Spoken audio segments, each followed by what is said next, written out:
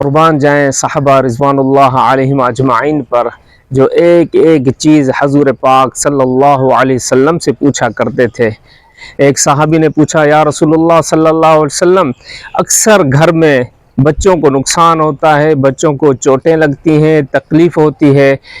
تو نبی صلی اللہ علیہ وسلم نے فرمایا کہ جب اپنے گھر سے نکلو تو مسنون دعائیں جو ہم پڑھتے ہیں وہ بھی پڑھو، اور اس کے علاوہ پھر بتایا کہ صبح کو پڑھ لیا کرو جب گھر سے نکلو، بسم اللہ علی نفسی و دینی، بسم اللہ علی اہلی و مالی۔ صرف یہ پڑھ کے آپ نکل جائیں، نہ بچے کو چوٹ لگے گی، نہ کوئی ایکسیڈنٹ ہوگا، اور نہ کوئی گھر میں نقصان ہوگا۔ اور جو مسنون دعائیں ہیں، بسم اللہ توکلت علی اللہ لا حول ولا قوت الا باللہ، ان مسنون دعاؤں کی پابندی کریں، انشاءاللہ کوئی نقصان نہیں ہوگا، اور گھر میں تحفظ ہوگا، گھر والوں کا تحفظ ہوگا۔ سارے ساتھی اس کی پابندی کریں، اپنی دعاؤں میں یاد رکھیں۔